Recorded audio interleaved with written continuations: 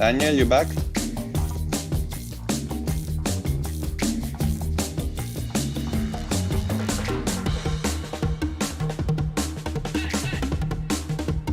Daniel?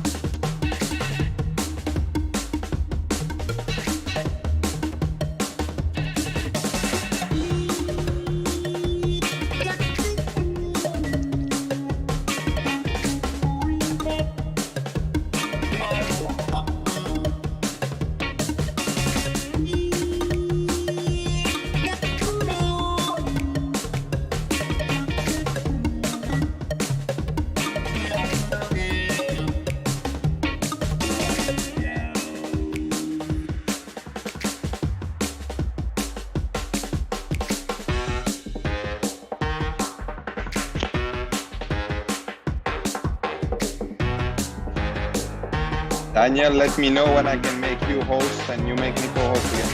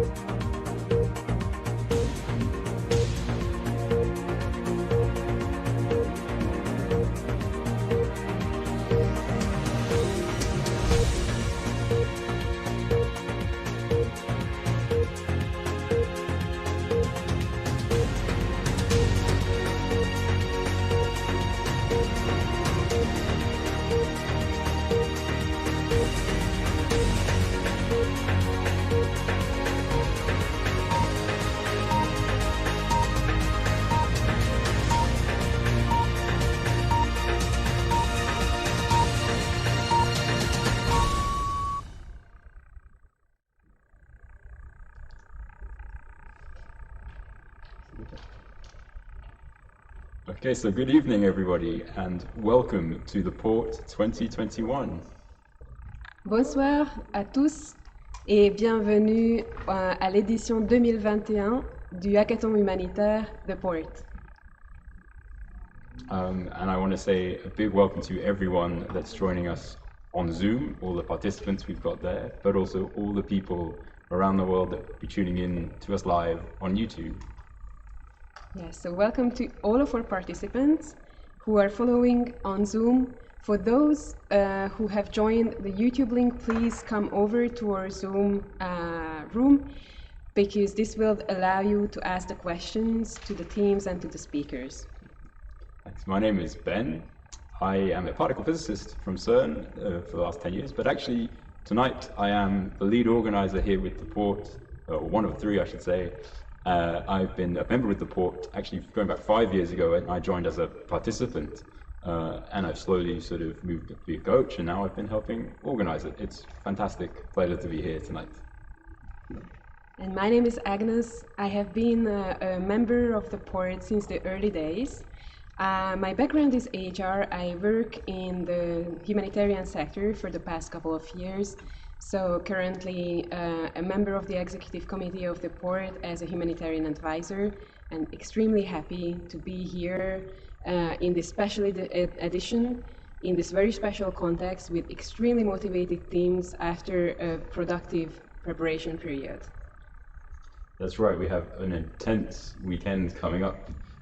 We've fortunately had a lot of, we've had our first kickoff already this morning with a tour of CERN and the Atlas experiment.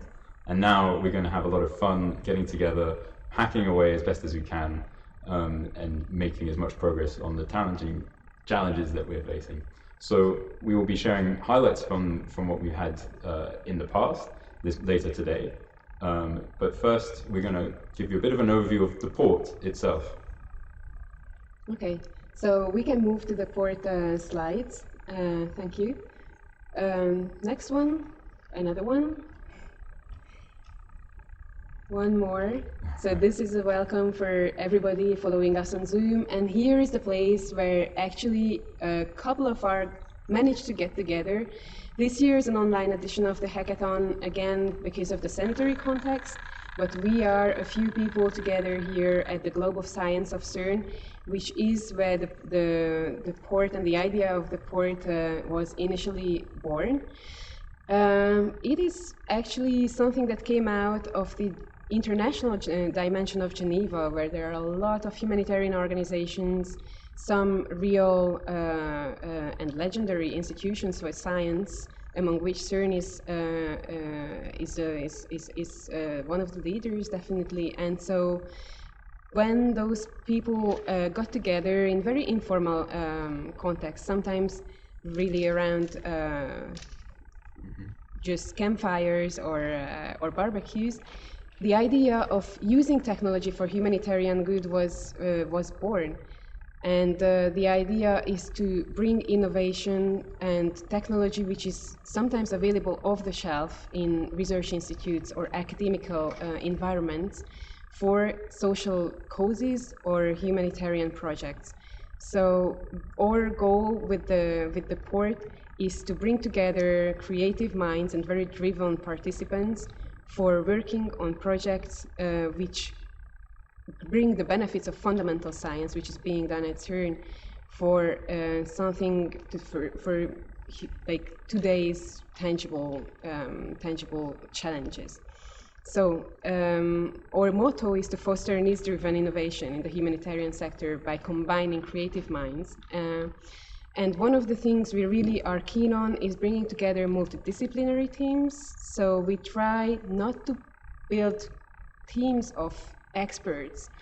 We try to mix the competencies and the backgrounds as much as possible. So we have got 5 teams this year with about 10 participants each, and they are very colorful in terms of their backgrounds. There are physicists, there are engineers, there are computer scientists, there are humanitarians, communications professionals, all sorts of backgrounds and walks of life, working on different projects. And we will tell you in a few words the specificities of this year's hackathon. And so this is the second year that we're running this hackathon online. Last year was our first. It was itself a big hacking of the hackathon to bring it online. It was a fantastic experience with people joining all around the world, much like this year. And so we are back for the second year running online, but this is part of, we've been going for nearly 7 years, it's like the 7th edition. And so we've, over the years, run these events here at CERN. You can see now an image of what it would often be like right now with all of you participants sitting in front of us, eagerly awaiting to get going and hacking. Now, there have been teams coming together over the last few weeks, but actually this whole process goes back almost a year since the last hackathon, where we've been collecting challenges to try and bring together from different aspects of all the sort of challenges that are out there in the humanitarian sector. And after scouring around looking for the challenges that we face, we identified key areas ripe for innovation, bring them together, working with the different stakeholders, the different bodies involved to try and make sense of these challenges. And then once we have a selection, we then initiate the phase of looking for participants. So the participant phase starts with a call going out to, on all the different channels that we reach out to. Participant supply, this year we had I think more than 100 participants sign up to take part, and we've pulled together 50 or so of you and shaped the teams around the challenges that we have. So there are some very difficult challenges. There's some challenges that have really a lot of lateral innovation required, where we need you to think outside the box. And so some of these teams have a huge variety of different skills. The teams we met with the first time 4 weeks ago with a big kickoff ceremony online. And since then, the teams have been scrambling to get ready for the weekend that we've got coming up. And so that brings us to this weekend. And actually, we are here at CERN in the globe. Everyone else is watching online. And I think at that point, we should move to introduce the teams and allow the teams to say a bit about themselves. So if we move to the next slide. So we can see we've got 5 challenges. Agnes? We do have 5 teams indeed, with about 10 members each, around very different topics. We do have topics around health this year, agriculture, natural disasters. So it's a very diverse set of topics. The main idea of the opening ceremony is always to have a first picture of the general landscape of what we are going to work on as a range of topics. So all of the teams were asked to prepare a short presentation, about 2 minutes, to give an idea about the context, about the challenges that they are focusing on. And so we will invite the teams one by one to open their microphones, to open their cameras on Zoom for the speakers, and then say a few words about their project in maximum 2 minutes. And then we will open the floor for questions. So for those of you who were intrigued by some of the aspects, or you would like to understand certain aspects better, please be ready with your questions. We will open the floor after every presentation for those, and then we will do 2 minutes questions and then move to the next team. So with that, we will show the first team, which is peer number 4. That's right, peer number 4, also known as Carp and Pie. The coaches of peer number 4 are Kitty and Carlos. And Carp and Pie is a particularly interesting problem, all about bringing data science and software engineering and the skills to train, or the ability to train people in those areas offline.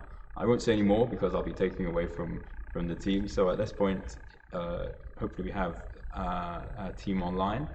Carp and Pie, I hand over to you. And My name is Maren Schüler. I'm a member of Peer 4 called Carp and Pie. And so we are working on a remote software solution, so for areas who don't have internet. We changed our name to Mobile Education Solution on Pi. So in short, Meson Pi, just cause, well, it's a handy name. So our goal is that we want to give future researchers the opportunity to also get to learn all the software they will need in the future work life, for example. Also, when they are living in areas where there is no good internet connection, cause I mean, most of us, we are living in a region where we have internet like all the time on smartphone, everything, we are used to this, but there are still a lot of areas where it's not like this for everyone. Nowadays, all the software is relying a lot on the internet. So we're trying to get all of this into an software solution using Raspberry Pis as a server, because they are low cost, easy to use, easy to handle, and really small. At the moment, we're trying to get already existing courses which were developed by Carp and Pie, another community who is trying to do those things, to work offline really onto this Pi. And for this weekend, we hope that we can like test the setup, make the home pages in a nice way, and also write documents for train the trainer and for those people in those areas so that they can apply for local funding.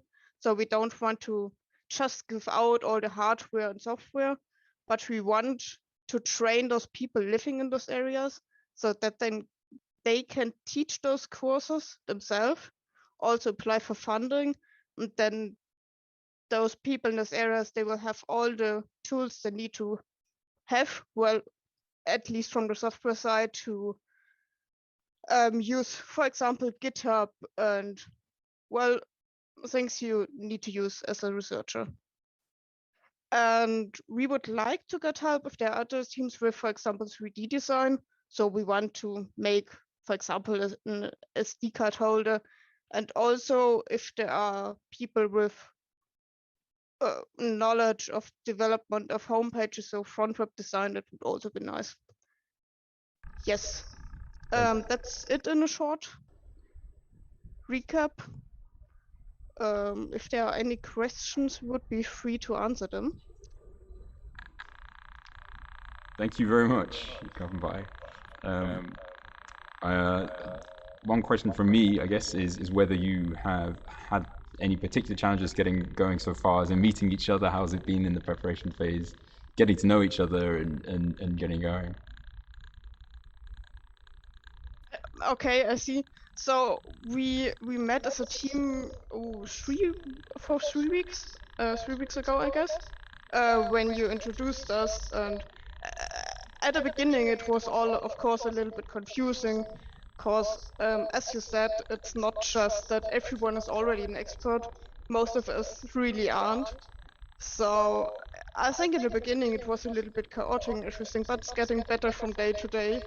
And now we have a list with things we want to work on, and kind of a grasp of what everyone could do. At least that's what we're hoping for. I think a bit of chaos at this stage is more than expected, more than healthy. So I think good job shaping up. Do we have any questions from other participants at this point?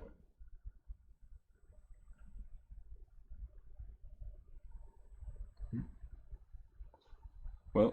Okay, then thank you so much. And then we will move to the next peer 11. The name of the team is Glomimo, with two coaches of our former participants, actually, Mohammed and Stefan.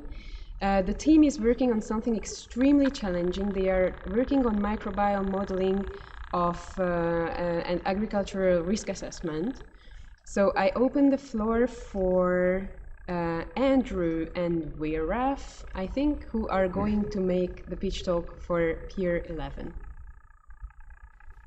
Yeah, hi, thanks a lot. So yeah, indeed, we're Peer 11. Our project is called Glomimo, as was already announced. So according to the UN's Food and Agricultural Organization, projections of population growth require humankind to increase food production by around 70% by 2050 in order to feed all of us. Now, globally, on average, about 40% of a farmer's yield is actually affected by infectious diseases, with many farmers in the global south suffering a full 100% loss. So this is where our team at Peer 11 hopefully can put our skills and our minds together and bring about a meaningful contribution for the betterment of these local farmers in particular areas of need. To this end, what we're proposing is a bold framework that can take advantage of publicly available location-based weather and climate data, soil properties, and also historical microbial pathogen data in order to create a predictive tool that can inform and empower local farmers and contribute to the Sustainable Development Goal of the UN, which is to end hunger and achieve food security. So our goal in this particular hackathon is to target a specific crop and area as a test case, and then but always keeping in mind the most general setup. So allowing for seamless embedding in some general global tool that can then be available to anyone with a smartphone. As the climate catastrophe develops and the global population increases, tools like ours, we hope, can become a necessary weapon in our fight against food scarcity. So if there are any questions, my intro and recap was kind of short, quite general, so please. So Are there any questions from our participants on Zoom? Please feel free to open your microphone and speak and ask the questions if you have any. If not, I do have one for you. What is your main challenge for this weekend specifically? Because the challenge is extremely big. So what is it that you think you will be able to tackle this weekend? What is the biggest challenge for the coming 2 days for the 48 hours of hackathon? Yeah, so what we actually want to do is just take, like I said, a particular place and a particular crop. So we're going to look at corn production in a specific pathogen, a specific microbe that affects corn in Cameroon. So we have a data set, and what we want to do is try and build, use some machine learning algorithm to see what input data is the most important, and in order to see whether this can be predicted and then map that to a kind of time series, or, you know, this is the idea. So see whether we can build at least part of this framework, which is the predictive part of the tool.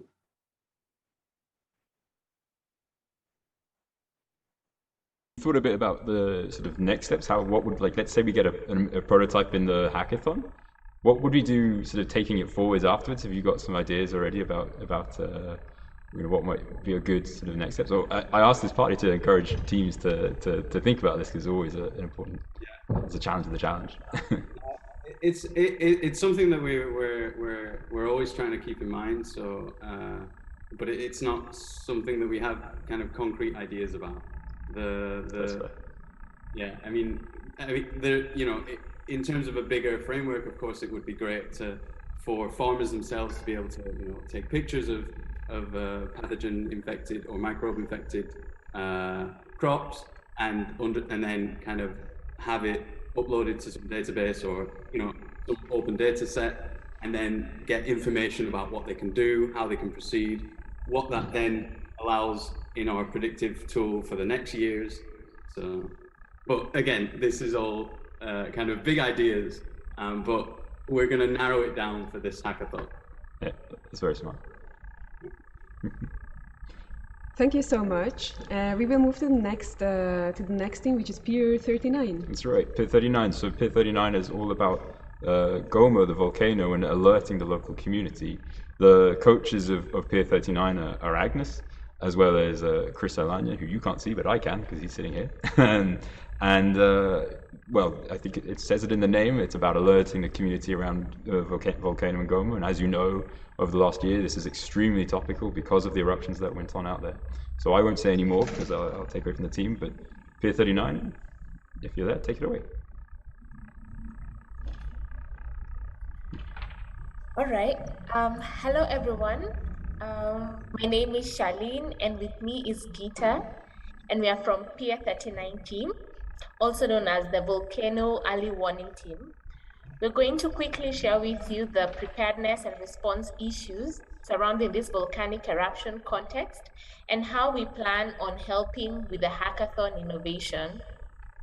The culprit in question is the Nyiragongo volcano, which uneasily rests 12 kilometers north of Goma Township, near Lake Kivu in the Democratic Republic of Congo.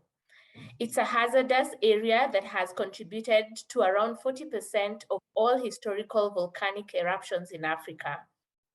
Despite the high risks and efforts of responders and the humanitarian ecosystem in Goma, the current warning system remains ineffective, with delays in credible information reaching the community and only one siren and largely unmaintained physical warning flags around the city. I'll pass it on to Gita to take us through the rest.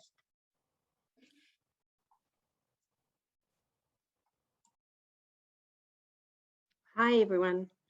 I'm assuming my video is working. So far, we have reviewed research and consulted the project sponsor. local NGOs, civil protection in the area to better understand how preparedness and response needs in the area, and looked into community behavior in the previous responses, as well as the use of technology. And there are definitely many opportunities in such a complex system to apply innovations. But we've decided to focus on developing a warning system using social media integrations, with the goal being to connect credible data sources such as the Volcanic Observatory of Goma, who do the observations of the volcano, to connect them directly with humanitarian responders via social media integrations and channels, and enable a system of tiered communication channels that then can go and target different community groups. We will also investigate some non-technical solutions if we can to improve community preparedness. We're super happy that our team here at Pier 39 is really diverse. We've got responders, researchers, technical experts, and we're lucky enough to have members who work and live in Goma to help with the local knowledge and context. That's the overview. Does anyone have any questions for myself or Charlene or the other members of Pier 39? From people online first? Oh, you can even see me there. You can unmute if you want. Otherwise, from my side, I think this is, obviously, well, it's a challenge because you've got to engage in, so many different people in the region. Maybe you can comment more on how you've already interfaced to a lot of the local organizations, local or regional actors. Yeah, I think I can say a few words and then someone else can come in. I mean, there's been a lot of networking going on, and like I said, we've got the project sponsor, and the coaches have managed to induct a lot of local people in the area, researchers, and they've been able to input and use their networks to give us more information and more connections. So right now it really is a fact finding, and we do seem to be in this kind of place where we can connect actors together even over the last few weeks. I think it's so powerful having this network already around you like that. So really, yeah, that's great. I think we're going to have to move on because of time, but thank you very much, Pier 39. Do you want to... Yeah, and we move on to the next team, which is Pier 50, OpenMedX. So OpenMedX started of the Hackathon 2020. They started with the team last year. They focus on something extremely challenging as well. They are looking into open source platforms for increasing accessibility to medical devices, medical software, medical hardware.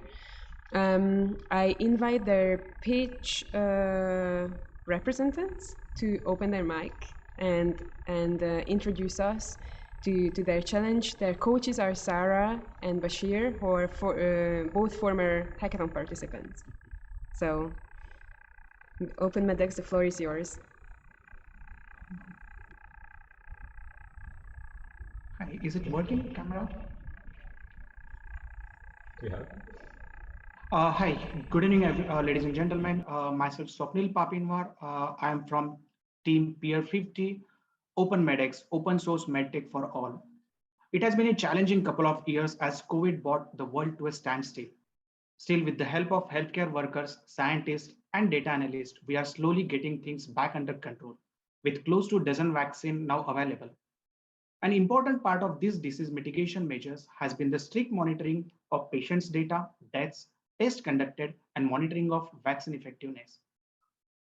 However, many developing countries have suffered from prolonged disease outbreaks such as malaria, cholera, yellow fever, Ebola, and other long before the current pandemic. The WHO states that there were approximately 229 million cases of malaria in 2019, resulting over half a million deaths, with more than 260,000 deaths of children under 5. Our aim in this hackathon is to prepare a mobile application and a website which will be able to collect data with the help of NGOs and non-profit organizations. They will be able to report on availability of hospital beds, hospital equipments, medical professionals, as well as the number of cases of each disease at more local level than the previous countrywide data. This data will be then plotted on an interactive map to provide insights about disease hotspots and which healthcare facilities are oversubscribed. Particularly, it will showcase which areas have the highest unvaccinated people for any disease. And this data can be used by peacekeeping organizations and governments to inform the policy and decision making, allowing them to concentrate the resources where they are needed the most. For example, the recently approved malaria vaccine can be targeted to the worst hit areas to reduce the number of preventable deaths. Thank you. Over to you. Thank you so much for the thoughts. It's really, again, a very a broad topic, and I think you're one of those teams who are the most geographically spread as well. Can you tell us a little bit more about the team composition, maybe, and the background? Yeah, so basically your teams are spread across almost, I would say, 3 continents. So it has always becoming very challenging to set up a meetings and all, because there are some people who are from far east, and some people are from Europe.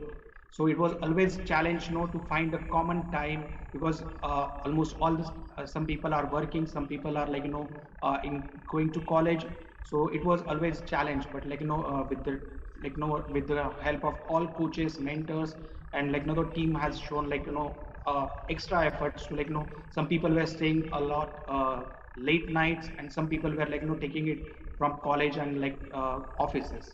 So it was really very interesting time. Thank you so much, and I take the opportunity to really thank everyone for their time and the skills, because the port is a fully voluntary base. It's all about offering your competencies and your expertise, your experience, and your time on a voluntary basis. So thanks for everyone, and a special thanks to those who are in geographical zones which have a large time difference with the Central European time, because those are the ones who are probably giving up on most of the sleep time. We all do, probably, to some extent. But that's probably an extra effort we are very grateful for. So are there any other questions from online? Okay, then we move to the last speech talk. Thank you so much. So then last but not least by any means is Pier 54. Pier 54 are all about trying to empower individuals by allowing them to sort of capture their own data around their medical conditions. Pier 54 was led and coached, by Hans and Sako. And if Pier 54 are online, I'll pass the floor over to you. Hello.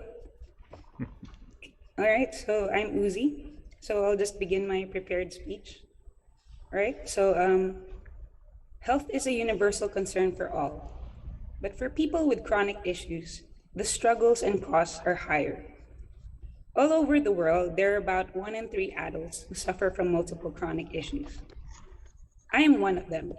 I have rheumatoid arthritis, an illness where my immune system is confused and attacks my healthy tissues. Having to deal with multiple doctor's visits, perhaps a lifetime of expensive medications, the problems compound when multiple morbidities occur. For instance, a person who is suffering from osteoarthritis would also suffer from heart disease, depression, gut problems, and get a higher risk of cancer from taking long-term medications. Often, the drugs and treatments can create additional issues, making the health scenario far more complex and confusing. This makes it even more of a struggle to function on a daily basis, from work to family and personal life, leading them to a feeling of powerlessness. So this hackathon weekend, our team will begin the groundwork for creating a tool that will empower complex patients in navigating the healthcare system and making more scientific decisions on their treatments. Our prototype aims to have the following components: beginning with the easiest to implement. First, a channel to connect complex care patients to share their experiences and expose them to possible treatments, which are peer-reviewed and evidence-based. Two, a health information center to access medical records, daily logs to facilitate decision-making with their healthcare providers. And three, the most complicated one, the augmented body intelligence analytics tool, which will allow patients to track their most common symptoms and see how they respond to treatment. Our vision is to create value for two user groups, complex patients and their care providers. Complex patients typically only have a few moments with their doctors and a full waiting room and having full empowered knowledge in that moment could be the difference between years and costs of pursuing a treatment that doesn't work versus a more informed decision and wellness for patients. That is all. A complete overview.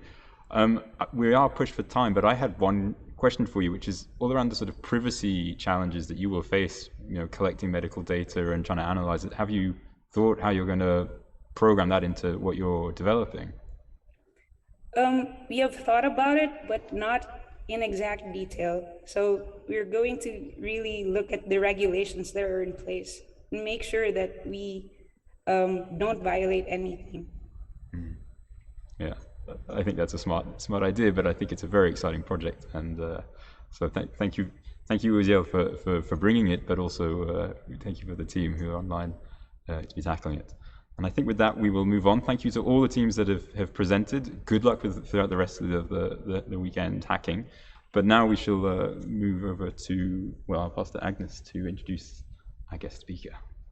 Yeah, so we are lucky enough to welcome Steve Cornish with us here tonight, who is the General Director of MSF Swiss today. He joined the MSF more than 25 years ago, so has a massive experience on humanitarian context in different fields in countries like Sierra Leone, Russia, Peru, so he stretches all over the globe. He started with experiences very practical alongside the patients of Médecins Sans Frontières, and then moved in the board of directors and eventually became the general director of MSF Canada, and today is the director here in Geneva of MSF Switzerland. He has main concerns in not only humanitarian but also environmental issues, and is a big supporter of innovation, which is so resonating with what the port's philosophy is. He did found the Transformational Investment Capacity of MSF, which is an international innovation fund, and was a judge in a number of different innovation committees at Google and Singularity. And with that, I invite him to say a few words and a couple of inspirational thoughts to motivate our participants this year. Excellent. Well, thank you so much for that introduction, and I'm absolutely thrilled to be here. Thrilled to see all of these great challenges and the teams behind them. I want to thank the organizers, the teams that submitted, and all the hackers that have donated their time and that will donate their time over the weekend to crack some of these very important challenges.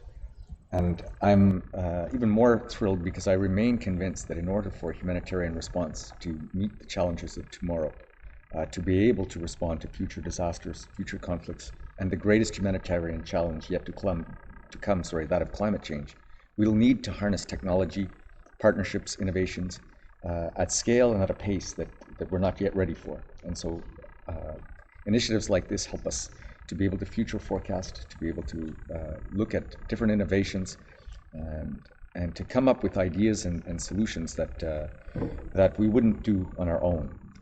On top of all this, we're faced with other challenges. We have shrinking budgets in the aid world. We have growing needs, growing amounts of displaced persons, and fewer actors able to respond in many of these hostile and difficult authoritarian environments. So we need this type of work more than ever. The assistance that's being delivered needs to become more efficient, more agile. We have to make it green at the same time. We have to make it connected and resilient. There's so many competing challenges at the same time that truly we have to onboard technology, innovation, and other types of advances much quicker. And some say that when all you have is a hammer, everything looks like a nail. And I think that saying might be the Achilles heel of humanitarians, because not only do we have to innovate, but we have to make sure that our innovations work the first time. When people are counting on you to save lives, you don't have the luxury of getting it wrong. And that's why these types of things can really help. But to make it real, when I think back to 2010 after the earthquake in Haiti, 200,000 people perished. Hundreds of thousands were injured. In fact, our organization alone treated 350,000 people over 10 months after that hurricane. So after that earthquake, and there was no warning, and so emergency services themselves were caught up in the rubble. A third of all medical structures were destroyed. A third were damaged. 10% of the healthcare workers died. Police and firemen also died in their stations. And at that time, earthquake prediction was quite unreliable. And many times you had only a few minutes of warning, which is not enough, and no system to get it out. And many of the scientists involved believed it wasn't possible to do any better. The research was all focused around tectonic plates and being able to forecast when the pressure against those plates would let loose and slip. And when I went to Singularity the first time, I met one of the challengers, whose name was Professor Friedman Freund. He was working at NASA Ames after they had seen some of the promising work that he did. And him and his team posited a whole different idea. They believed that in many cases, earthquakes release the energy that's equivalent to sometimes the equivalent of several atomic bombs at once. And he thought it's impossible that this much energy could be building up without being able to recognize it. And they posited that as a result, they would start to look at different areas. And they started to look at magnetics and at resonance. And they found actually that in the cells of rocks, they could measure the oscillation changes in hertz. And this is pent up energy. And they also found other gases and other signals that they could measure even in the ionosphere.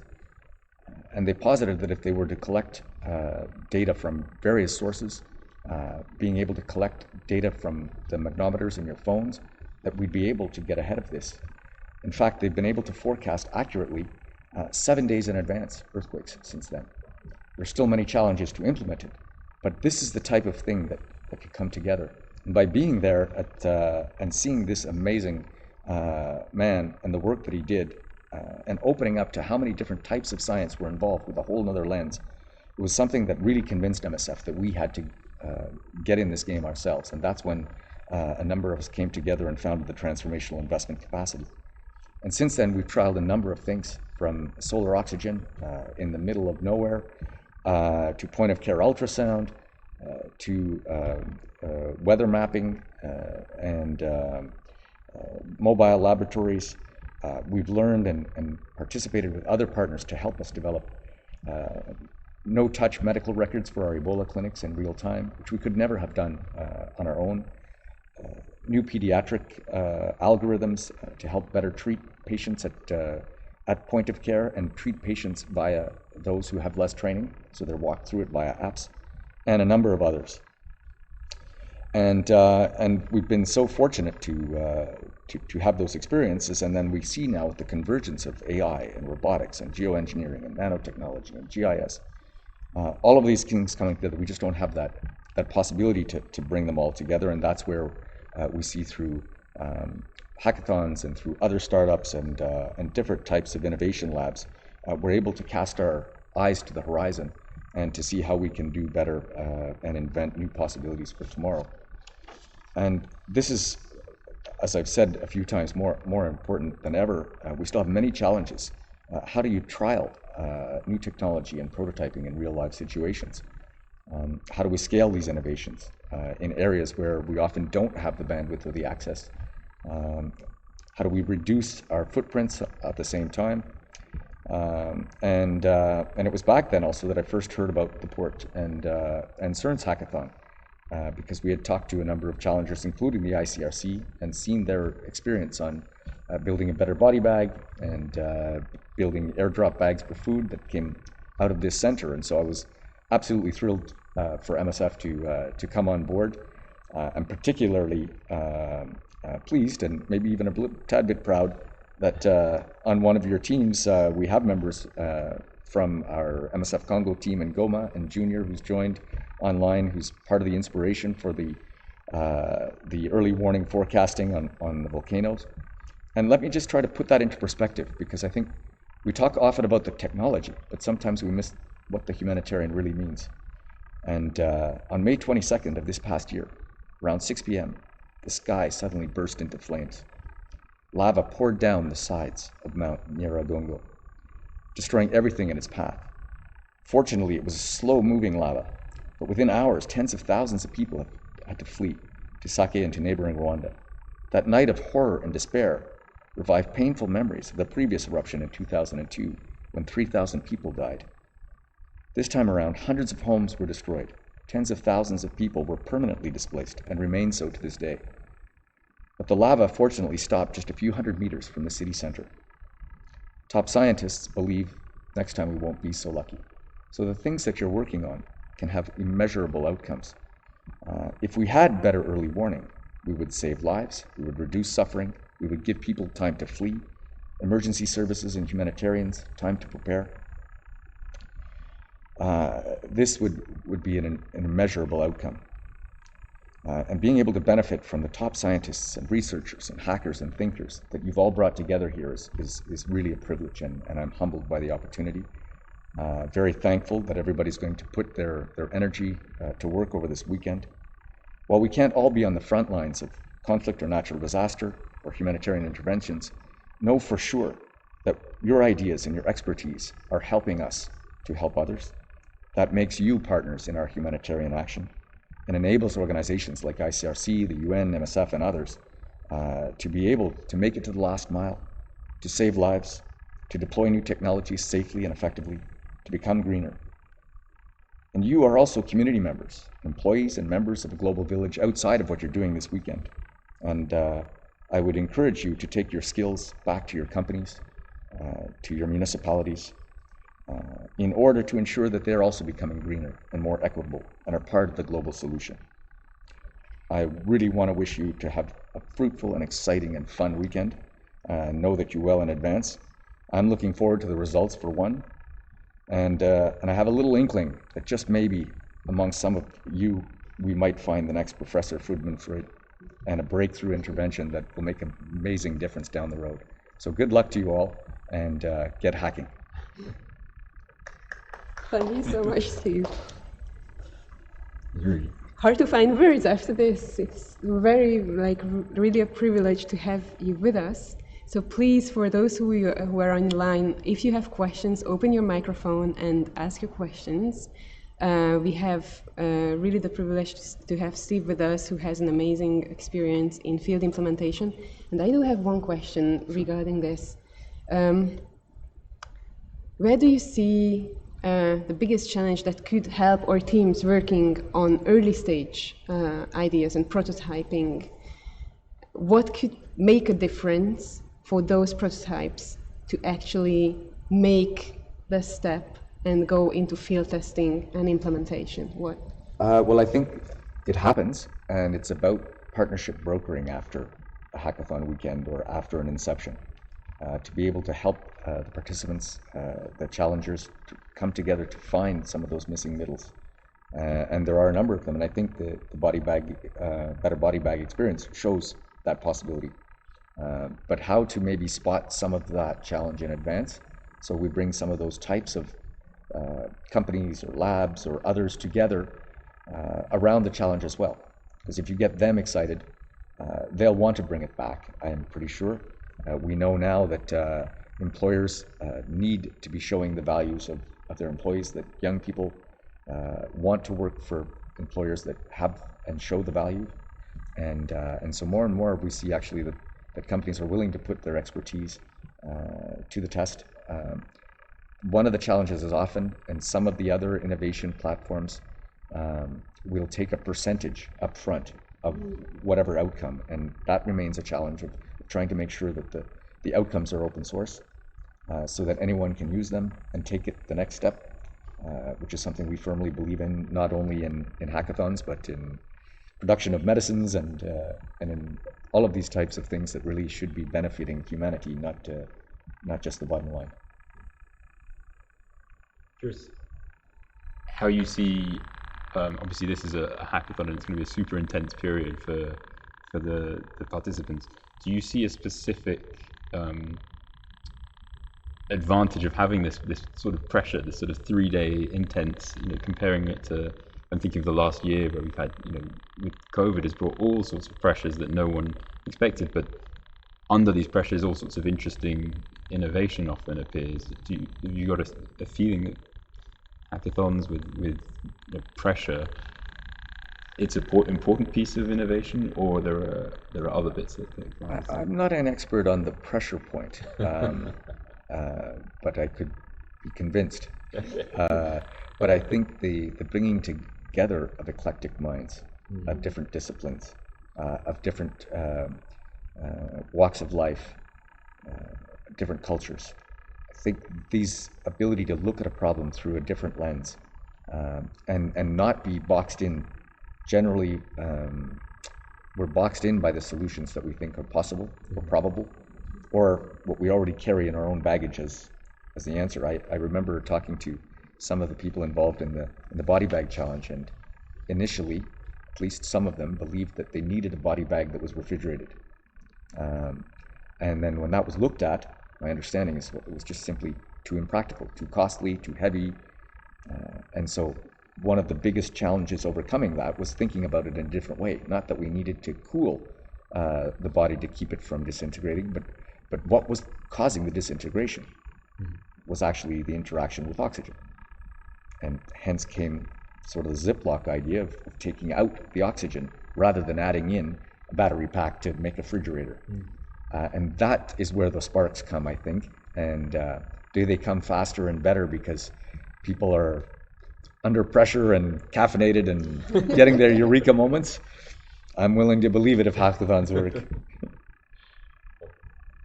Yeah, definitely. I think the multicultural side and also the the coffee overdose, it's a good combo for taking pressure off.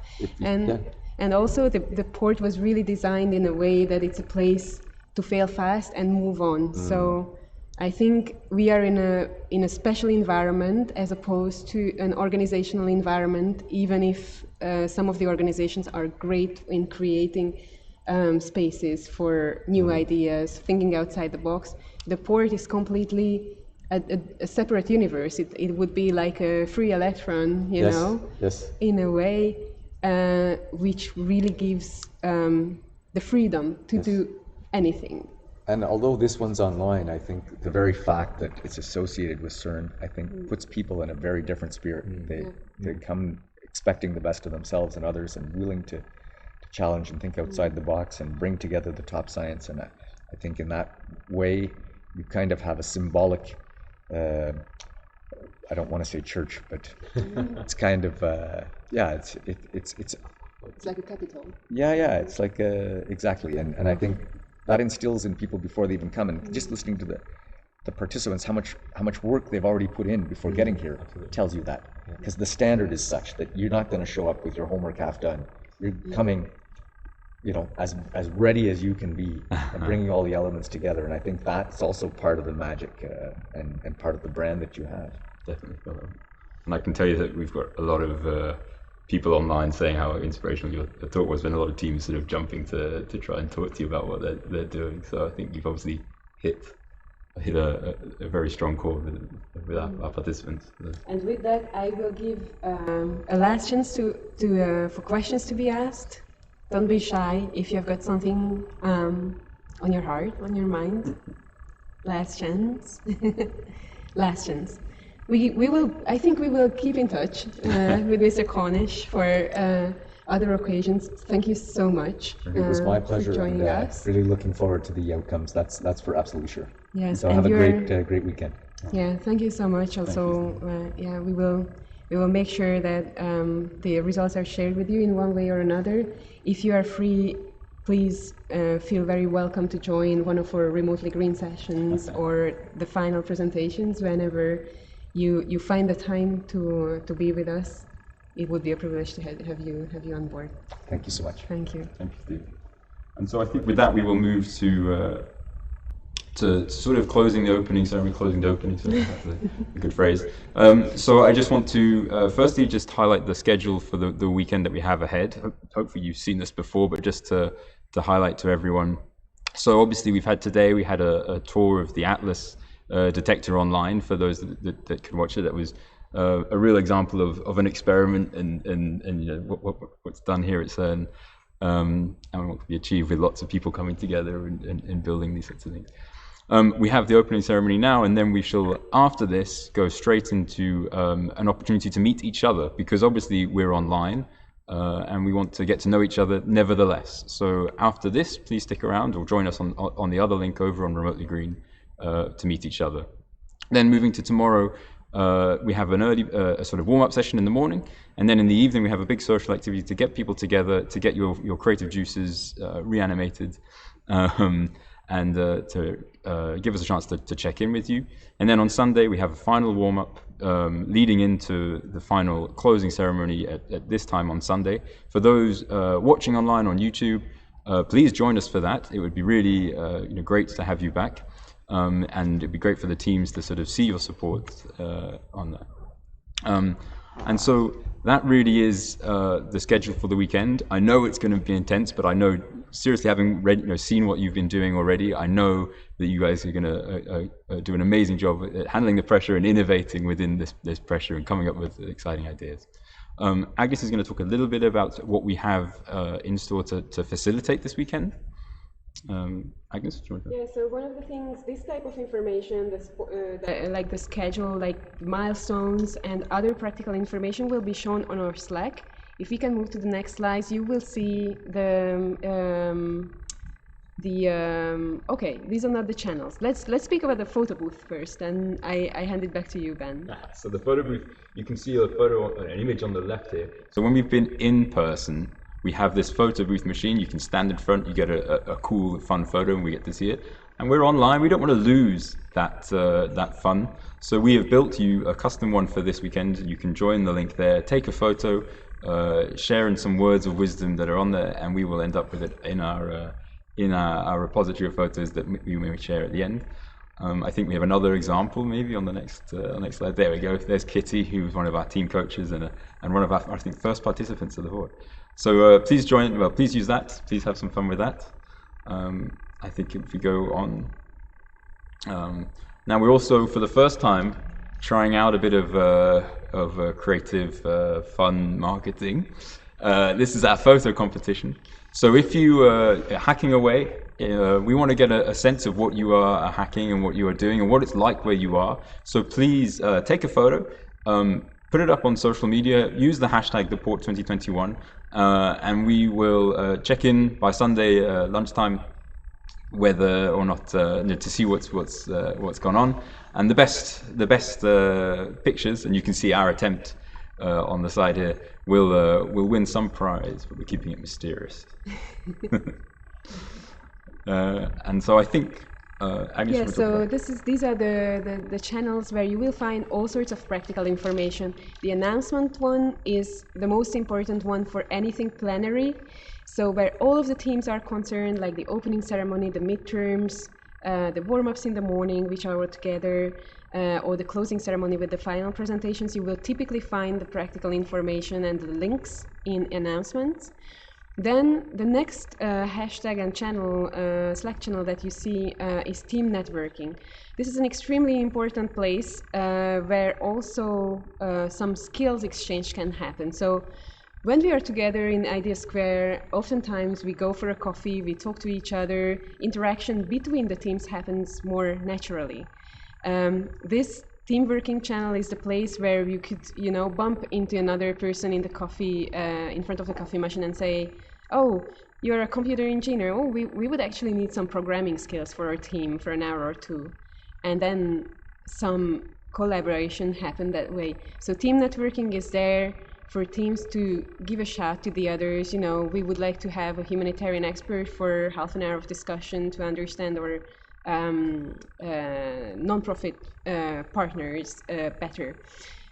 Don't hesitate to just give a sign to the other teams and use team networking channel for that. And help desk is for any sort of technical challenge you might face, difficulties, issues, where there is always a team member connected and ready to help you. And then that sort of brings us towards the end. But the last thing I want to sort of explain to you is what we will be doing immediately after this. So 2 years ago, we had a challenge about how we could reduce the amount we needed to travel, but still allow people to connect. And this has given birth to a project called Remotely Green. And actually, we will be using that tonight to help you meet each other. So even though you're all online, even though you're spread around the world, we hope to bring you together and help you to get to know your teammates. And that's always been one of the most sort of enjoyable things. One of the fantastic pieces of the port is the different characters we bring together here, and how we can network and meet each other and you know, move forwards in the future. So you can see an explanation of how to take part. All you need to do is go to the link at the bottom of that slide. And it's on Slack as well for those of you that are there. And all you need to do is go to that page, wait for the event to start. We will start it not immediately. We'll wait a few minutes, 4 or 5 minutes for people to create an account and join. And then we'll get going, and you'll have about 25 minutes to meet different people. You'll be introduced to newcomers, introduced to new people you may not know, and that is the whole goal. And so with that, I think that brings us to the end of tonight. There is maybe one more thing I wanted to mention for tomorrow night, because there is a milestone called midterm presentations we didn't speak about so much. There will be more information shared in the announcement channel, but something fun. So for the midterms, there is no need for preparation, no need for slides, no need for speeches. It's really a more informal way of checking in with each other and see progress, need for help, and things like this. And the idea tomorrow night is also to have some fun together. And so we can already say for that part, there will be a treasure hunt game. Okay, I'm not going to say too much about it. But please get ready with your creative minds in and around your house, and we are going to have some fun with that. And so right now, please go check out Remotely Green. If you don't have an account yet, create one. This will be your chance to meet the other team members straight away in a very informal and fun setup. And after that, the hacking starts. And so always remember, this hackathon is a lot about humanitarian innovation and a lot about the outcomes, but it is as much about fun. So make sure you enjoy the time together. You use all the opportunities for networking, getting to know other people. And we wish you the best of time for the Port 2021. So thank you very much. Thank you to those on Zoom. Thank you to those taking part. Thank you to our guest speaker, Steve Cornish, and we wish you good night. Yes, and thanks to our technical teams who are rarely visible. How terrible of me. But they are here and they coordinated the full setup with all of the cameras and the microphones. And thank you very much for everyone who tuned in on YouTube to follow us. Good luck and enjoy. See you soon on Remotely Green. Bye.